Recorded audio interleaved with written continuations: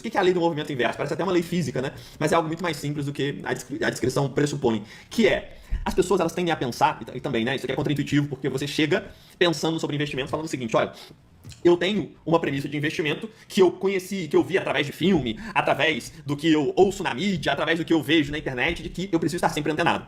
Eu preciso saber qual é o fechamento do mercado, qual é a grande oportunidade de hoje, para onde está indo o dólar, o que falou o presidente americano, qual vai ser o resultado da eleição. E eu preciso estar a par de tudo isso para poder tomar a decisão certa, movimentando o tempo inteiro, para aproveitar essas ondas. É isso que eu preciso fazer. E aqui tem um ponto que é extremamente engraçado, inclusive, que tem todo esse arcabouço para cá também, que é... Existe uma comprovação científica que é contrária a isso, que é a lei do movimento inverso, não é exatamente com esse nome, né, mas eu adaptei essa interpretação, que é, nos investimentos, quanto menos você se movimenta, mais resultado você tende a ter. É simples, é uma correlação assim, extremamente clara, observável em diversos mercados diferentes e que fica estampada aos olhos, que é aqueles investidores, em média, que se movimentam menos, ou seja, que compram e vendem com uma menor frequência, eles tendem a ter um retorno acumulado maior. Olha que loucura! Simplesmente o cara que pega, compra esses investimentos, deixa eles quietinhos e mantém ao longo do tempo, tende a ter um resultado muito maior com aquele que se considera muito esperto, que se considera superior à média e ele vai comprar agora, vender no final do mês. Ouvi um podcast que falou de urânio enriquecido e um fundo que investe em tal, nesse urânio, e aí comprar esse fundo, e aí semana que vem quem explodiu foi o ouro, ele vende o fundo e compra o ouro, e fica nesse ciclo, correndo atrás do rabo, comprando um monte de tranqueira, sempre comprando no momento mais caro, porque ele compra quando aquilo está em evidência, e vendendo no momento mais barato, que é quando aquilo começa a perder valor. Onde que eu quero chegar? Na prática, você simplesmente precisa comprar esses investimentos, de preferência bons investimentos, e manter ao longo do tempo.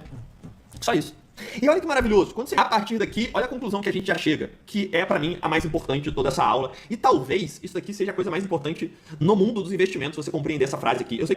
O que você precisa fazer nos investimentos nada mais é que comprar bons investimentos. Quando eu digo bons, são investimentos que historicamente têm um bom retorno ajustado ao risco, são investimentos com uma rentabilidade considerável e que têm segurança, de maneira diversificada, ou seja, sem concentrar todo o seu dinheiro em um único lugar, e sim diversificando em vários ativos que tenham baixa correlação entre eles e manter ao longo do tempo.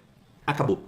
Você não precisa acompanhar a notícia, você não precisa saber do fundo quântico, você não precisa saber fechamento do mercado, você não precisa saber se o dólar está caindo ou está subindo, você não precisa ver o que está pagando mais dividendo, você não precisa saber o que rendeu mais, você não precisa saber o resultado da eleição, você não precisa saber as notícias do conflito do Oriente Médio, você não precisa saber se determinada ação subiu ou desceu na última semana, se alguma coisa mudou economicamente, qual país vai dominar o cenário global. Você não precisa saber absolutamente nada disso. Você precisa escolher bons investimentos de maneira diversificada e manter esta jossa ao longo dos anos. Só isso.